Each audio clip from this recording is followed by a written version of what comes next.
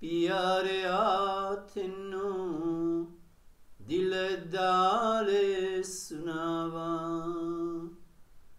Milo kir pal piare a tenno, dil dale sunava. Duk vich pega jindari, tetto binashant naove, vironde tir vajde, teri ayeta dil rove. Duk vich pega jindari, tetto binashant naove, vironde tir vajde, teri ayeta dil rove. Tetto bina mera koina jinnu, dil dabede batava. Milo kir pal piare a tennu, dil dale sunava.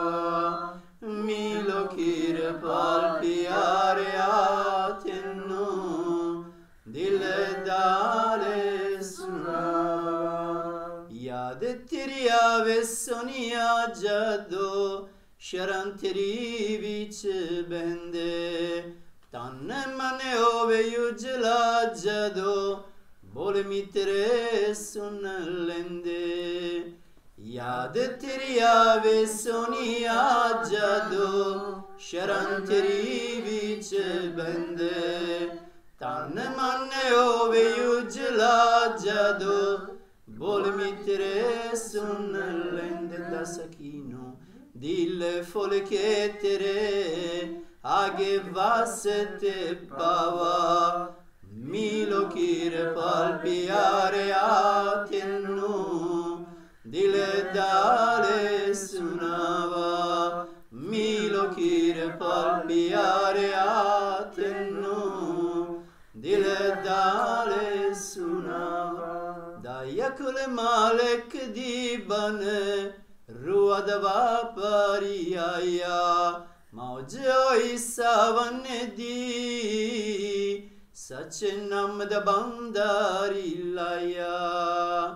Dayakul malek di bane, ruadava pariaya, maujoi savanne di, sache nam da bandarilaya. Ardam cha dil nutere, charna di duri vicennava. Milo kir pal piare a tennu, dile dale sunava. Milo kir pal piare a tennu, dile dale sunava. Berabave sagarecho, Satguru ji bane lavo, areje ajaib karda, jivannu pare langavo. Berabave sagarecho, Satguru ji bane lavo, areje ajaib karda, jivannu pare langa. Or kuch mangda nahi nuri, darshan tera chava. Milo kir pal piare a tennu, dile dale sunava. Milo kir pal piare a tennu, dile dale sunava.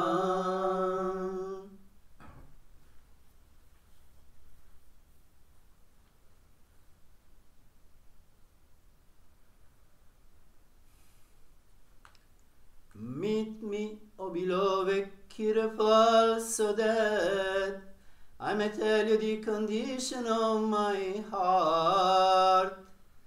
Meet me, O beloved Kirpal, so that I may tell you the condition of my heart.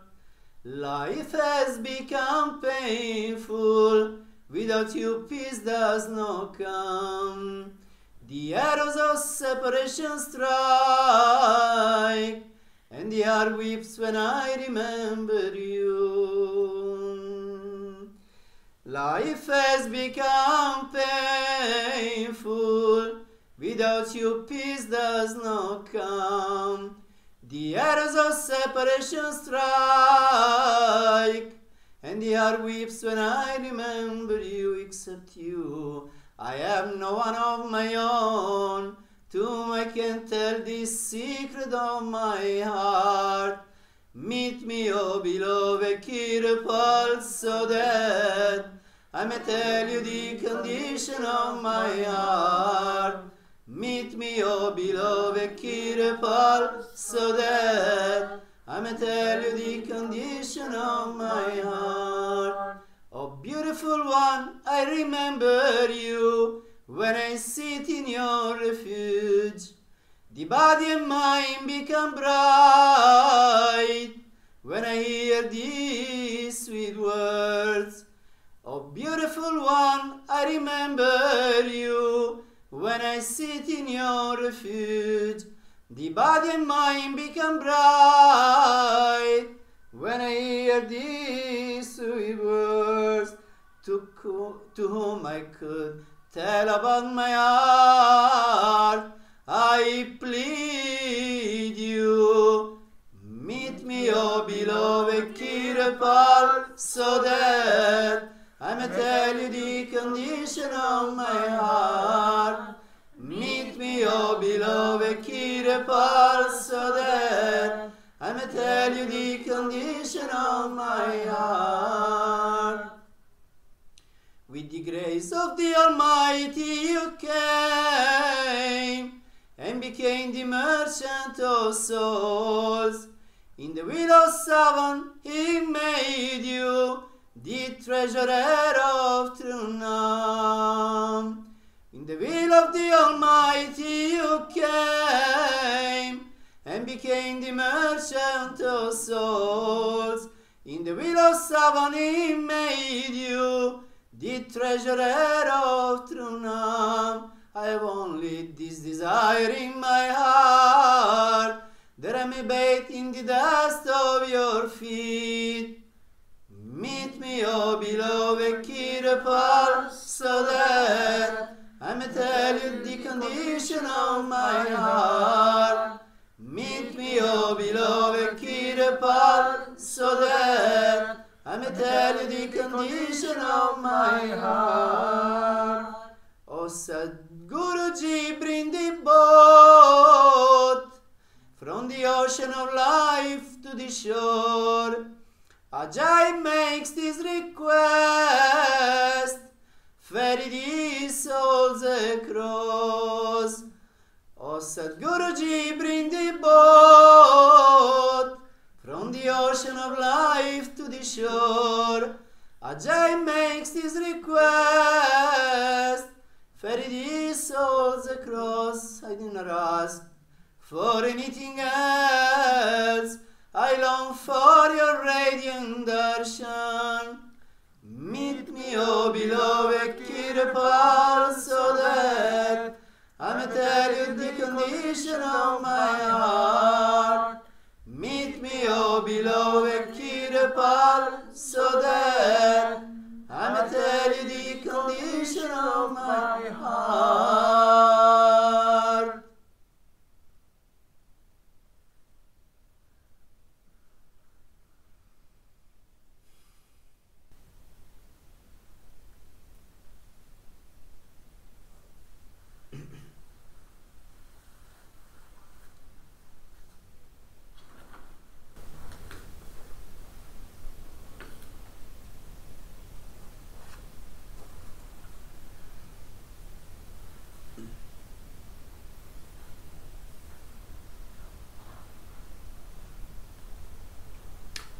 So this is a beautiful song by Sant Ajaib Singh, in which it has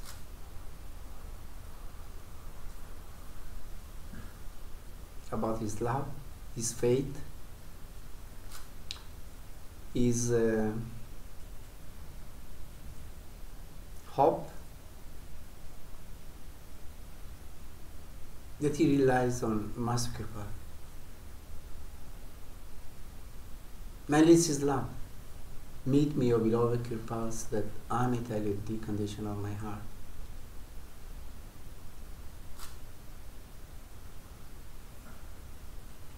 Sanji was a very devoted person to his master. Never met anybody like him among the followers of Master Kirpal. There was his quality, there was his characteristic, to be a bhakta of Master Kirpal, a devotee of Master Kirpal. And in all his songs, just like in this one, he always tries to express what his love for his master was.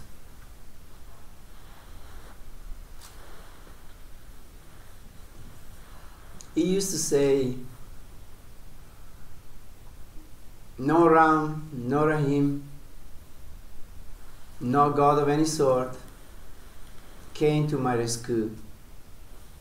Only Master Kirpal saved my life. Therefore, I do not believe in any God. I only believe in God Kirpal.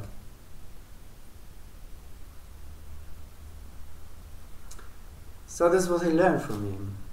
That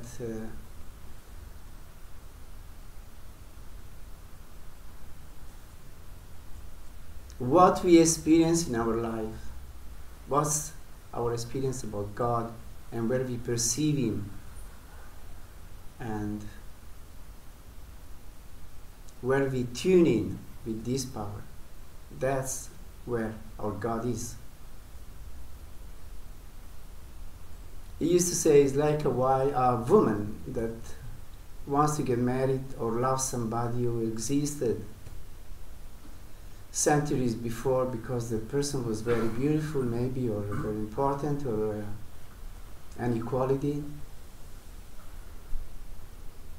But the person is not there anymore. He's not part of her life. So each one of us has to find the love in our own life.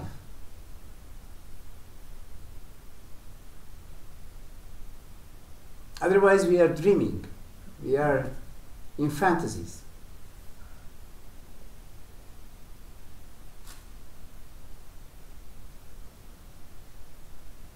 So from him I learned that what's part of my life, that's what is important.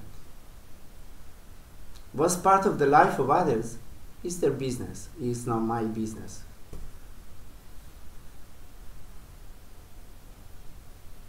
And his way really meshed very much with my way. Because as I've said several times, I had no God whatsoever. I didn't believe in any God. So when I met Master Kirpal, I made Master Kirpal as my God.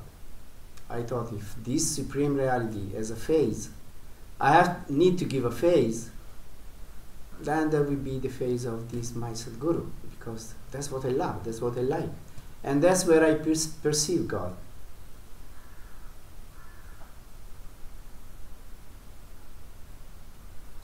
And he had just the very same attitude. He was a Sikh, so he should be what? Adoring Guru Nanak or the Gurus of the Sikh lineage, from Guru Nanak to Guru Gobind Singh. But they were not part of his life. So he didn't care about them. He had respect for them because they had been great beings and they're part of his tradition. But he didn't meet these people, he had nothing to do with them. So from where he got this spiritual enlightenment? By meeting Master Kirpal. So that's where his devotion went.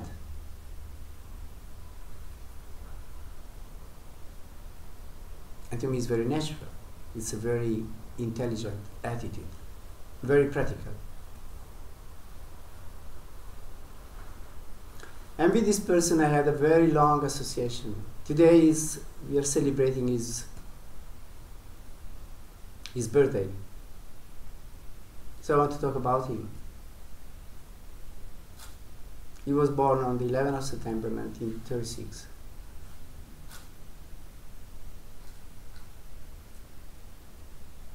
And I had a very long, close association with this person. He has really been the master who has shaped my life, who has taught me how to be a man, how to be on the path, how to treat the path. He has been such a great example, because he wouldn't just talk, but with him you had to meditate. So all the retreats we had with him, it was very intense meditation. Satsang meditation, bhajan singing, that's what we did. For several hours every day.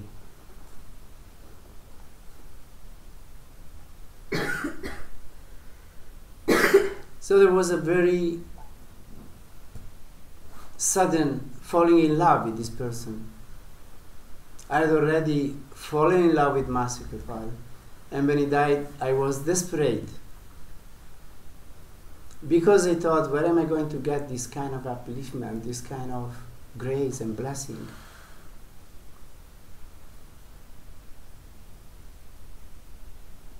So I tried several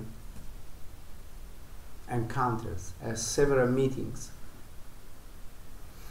with other people who took up the path, took up the role of a guru after Master Kripal among his followers. But he was never the same. It could have been the same for other people, but not for me. So I was kind of desperate. One meeting, second meeting, nothing happened. Nothing meaningful, nothing, even the shadow of what I experienced with Master Kripal. So then this other possibility came up. Got to see this man in Rajasthan. But the thing is, as soon as I heard his name, as soon as I read something from him, it was like, boom, opening up the doors of perception. And this intense manifestation of divine power came into play like anything, just by reading some words of his from a magazine and seeing his pictures. So that's what shows that you have a connection with somebody, that there is a link, that there is a story. And I recognize it right away. And the more I went into knowing this person, the more this perception became powerful, deeper, profound, intoxicating. So when I went to Rajasthan to meet him, I was already convinced that he was the person for me. And I was not mistaken. It was, again, like with Master Kripal, like falling in love right away with him. I like him right away. The way he talked, the way he acted, what he said, the way he said it. So I felt so lucky to have this kind of love with somebody on this earth once again, and somebody with whom this spiritual perception became so intense and meditation became so easy.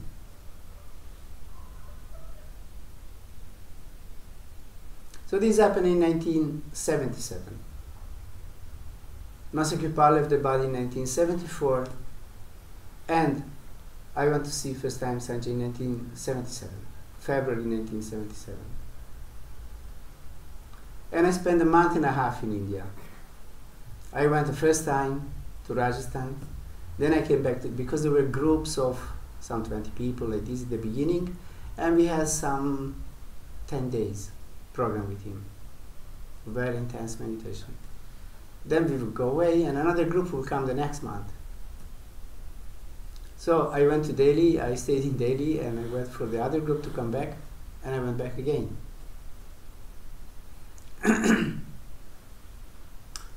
So second time was even much better than the first time because I already knew how it worked, his ways of doing things, which were not quite the same as Master Kripal because no master is the same to the other one. So it's very important to understand the ways of each of them. So I really felt at home when I went back into that very simple ashram, very rural, really, like you can imagine in Thar desert of Rajasthan. But so holy and so beautiful. And so many times I really felt like being in heaven in that place.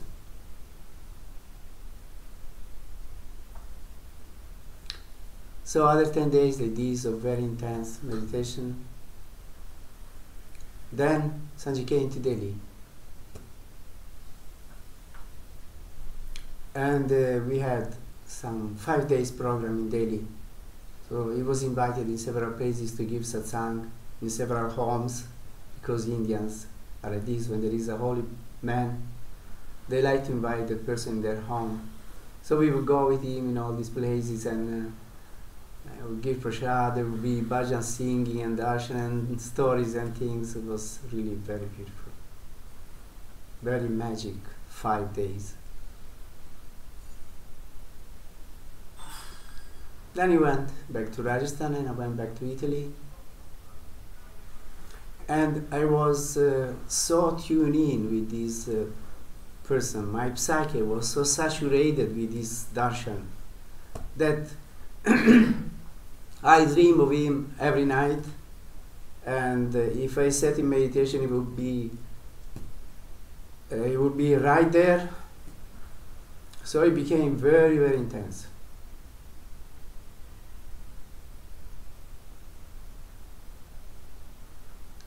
So I spent 1 year, 1977, 1978, doing my spiritual practice,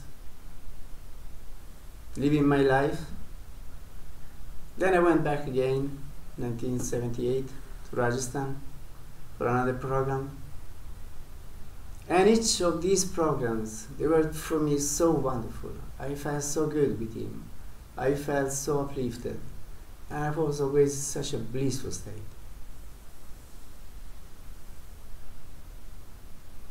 Then 1979,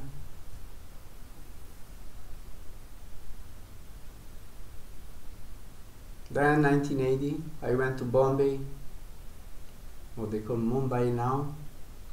There was a program there. I didn't plan to go.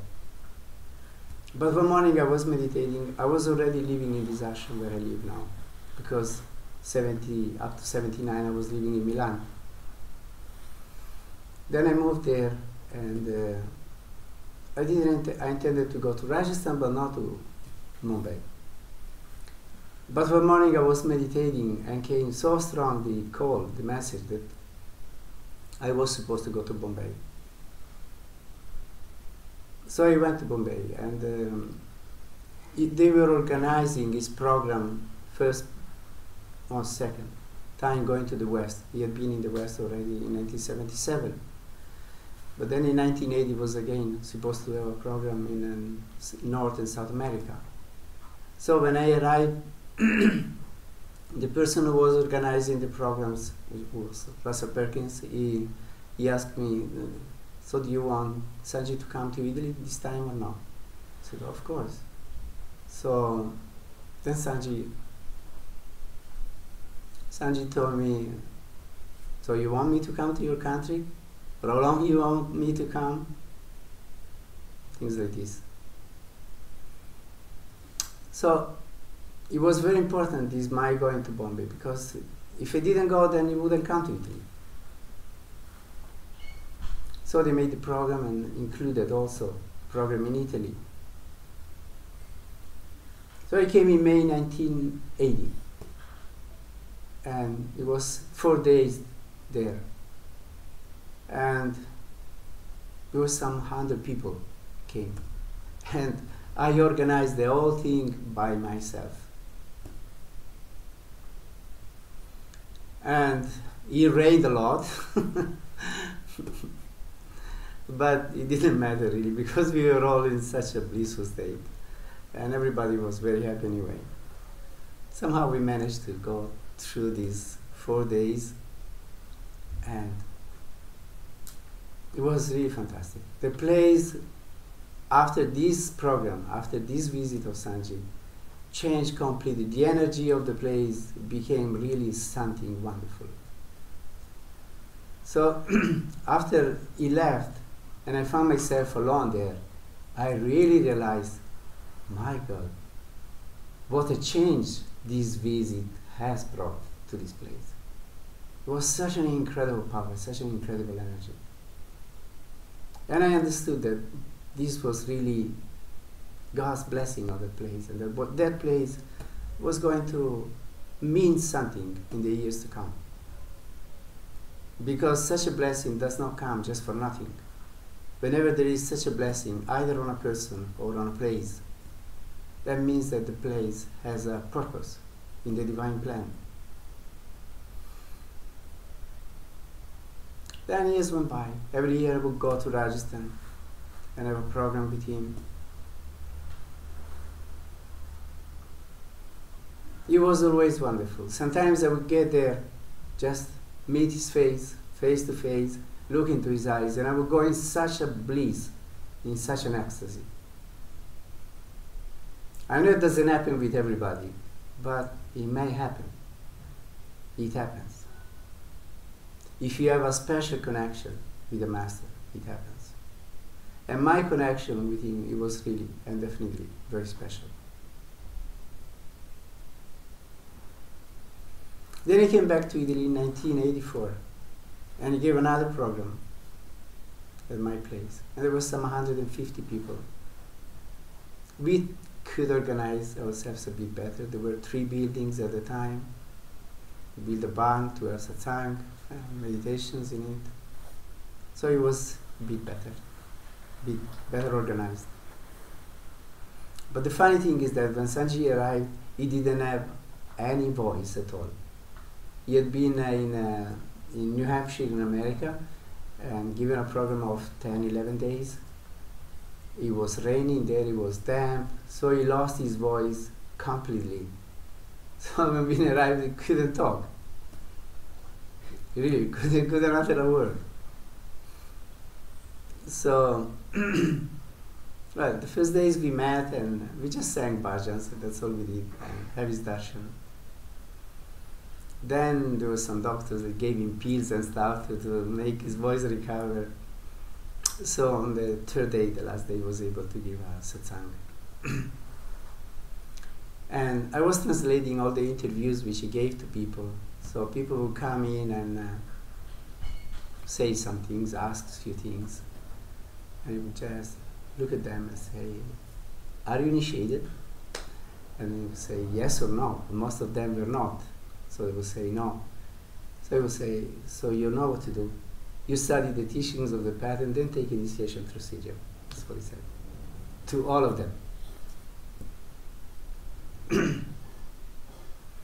He would say the same thing to everybody.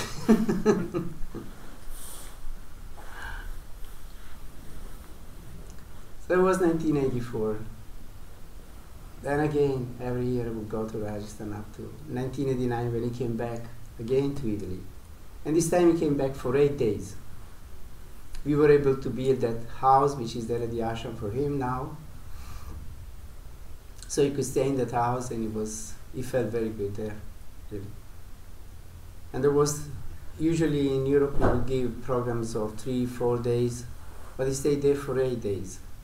And it was a wonderful program, really. There were some 200 people, and we organized it so very well, really, that time. Spending also a lot of money to organize this program.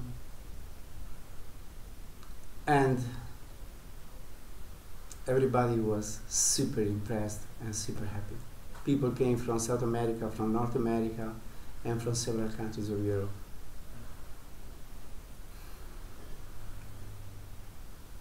So that was the story, how it was going on. Sometimes I went to India twice in a year. There was a time, I must say, there was the English Sangha who wanted very much Sanchi to go, you know, Satsang, you know, the one from London. He wanted very much Sanji to go to London. So in 1996, springtime, I went to Rajasthan, and there was also this group of English people, and they were really trying their best to get a visa for Sanji to go to England. And so Sat was going to Delhi. He went maybe 3-4 times to the embassy trying to get the visa for Sanji to go to London. But they would say, we will give him the visa, but he has to come here himself. Otherwise, no, we can't give the visa. But Sanji didn't go. He wouldn't go to the embassy. So they couldn't get the visa. So eventually, I had my interview with Sanji, and he said, you know, this story of the visa is nothing important. He said, that's not the point. He said, is that master wants me to come to Italy, not to England. He said, that's why, so try to get the visa for me and I will come to Italy. And at the Italian embassy, they wouldn't ask for him to go, be present. They would give it without his presence. So that's why he came to Italy again for 8 days. And why was this? Was this because I had really a very, very special relationship with this master. So I came to Italy, and there was this 8 days program, and it was really wonderful. Russell Perkins, at the end of this program, said, he wrote an article, and he wrote, you can find it in Sambani magazine. He says in the beginning, the ashram military is the most beautiful place in this world. That's what he wrote. And the program that was given there was perfect in all possible ways. Everything which was needed was so very well organized, and everybody enjoyed the program at the utmost. And that's really what this describes really very well how it went.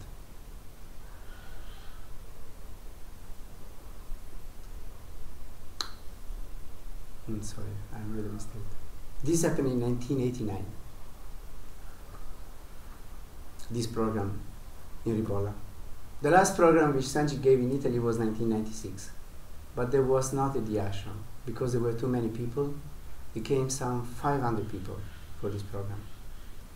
So we had it in a town in Italy which is called Terni, where it was much easier to organize the program. We just rented places and people went to hotels, so it was much easier. And that also was a very wonderful program. And it was the last program that Sanji gave in the West. When I had my interview with him at the end of this program, I told him, organizing programs like this is very easy, so maybe next year you come back again. And he paused a little and then he said, well, we should see what masters will.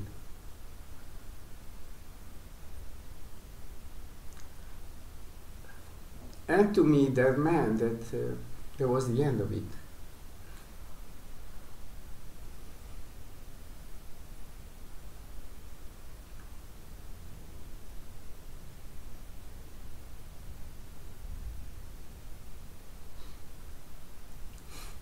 And actually, that's how it was. That was the last program which he gave anywhere. Well, of course, there were some other programs in India, but nowhere in the West.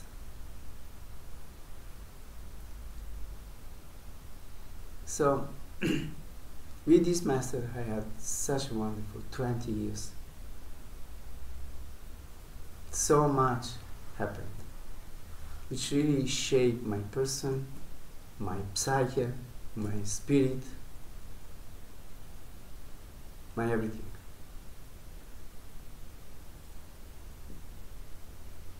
And by this I mean to say that association with the Master,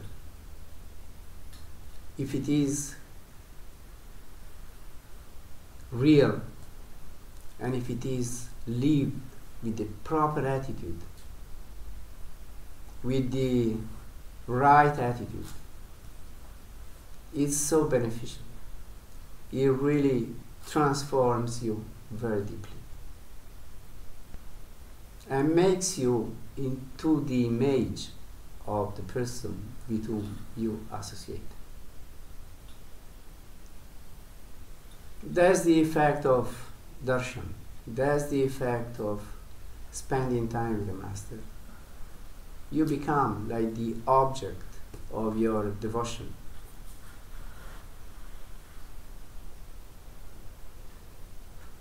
It doesn't mean that you become a copy of that person, but you really absorb very deeply the essence of that person.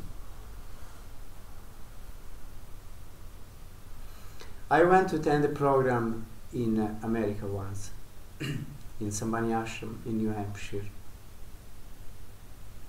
And at some point in the program, Sanji gave an interview just for the representatives, his representatives. So I was present, and at this interview he said,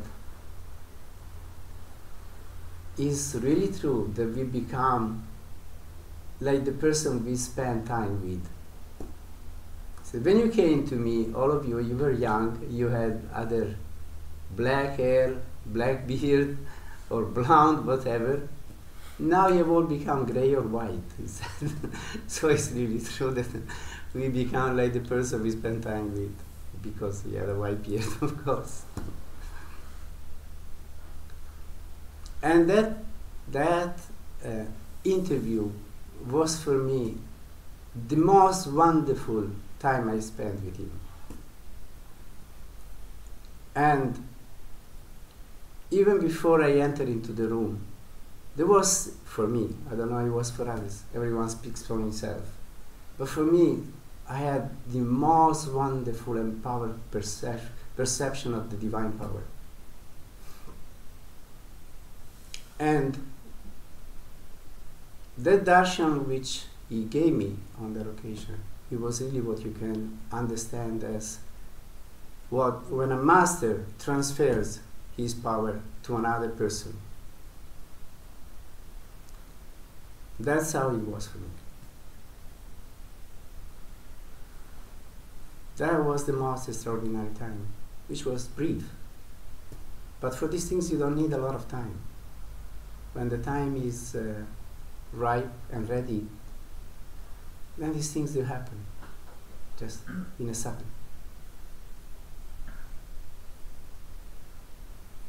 So in those 20 years, so many things happened. What I'm saying is just nothing comparing to what has actually happened.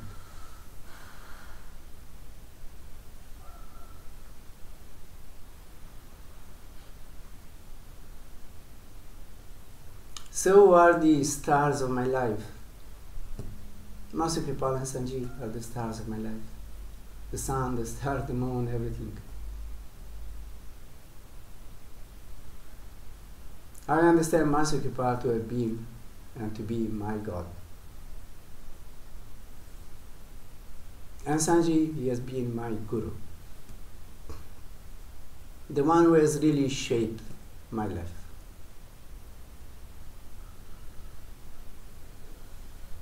Apart from this, I don't know any God. I don't know anybody.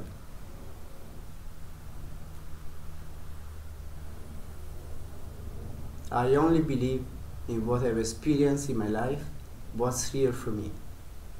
What's real for others is their business.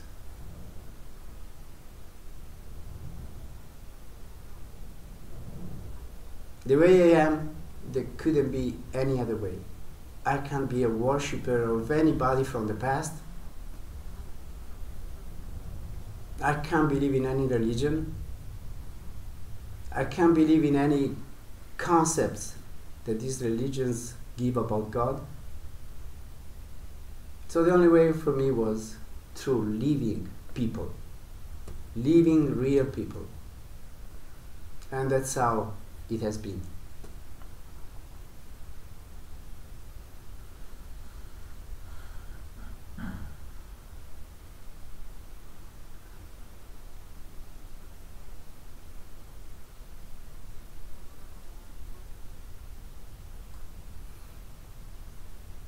So you also make your own experience.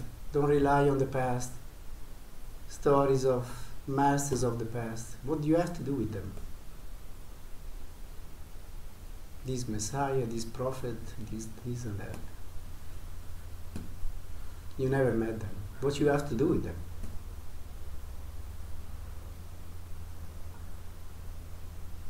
Your life and the experience of this your life is what counts for you. If you have any, that's your worth. If you don't have any, patience.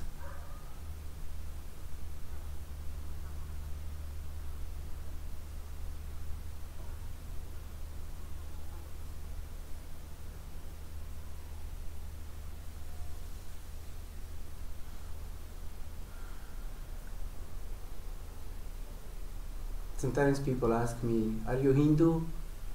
Are you Muslim? What are you? I say none of this, sorry. I'm not a religious person.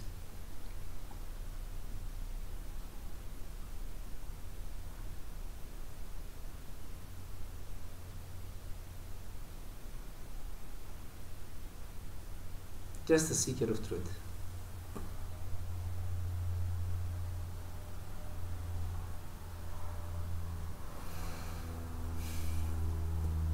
So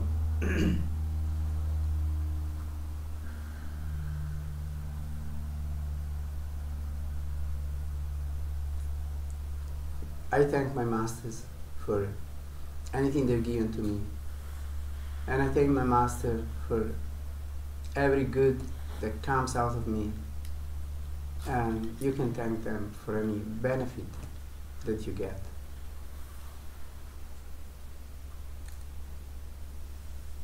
The credit goes to them. Without them, I would be nothing and nobody.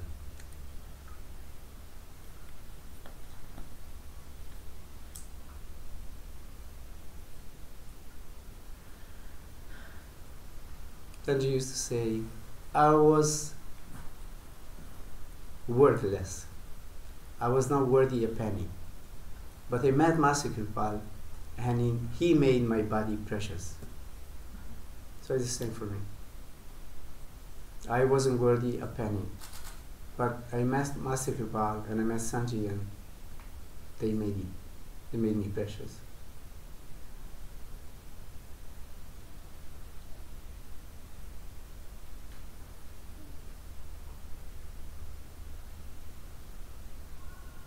So thank you for listening, and God bless all of us.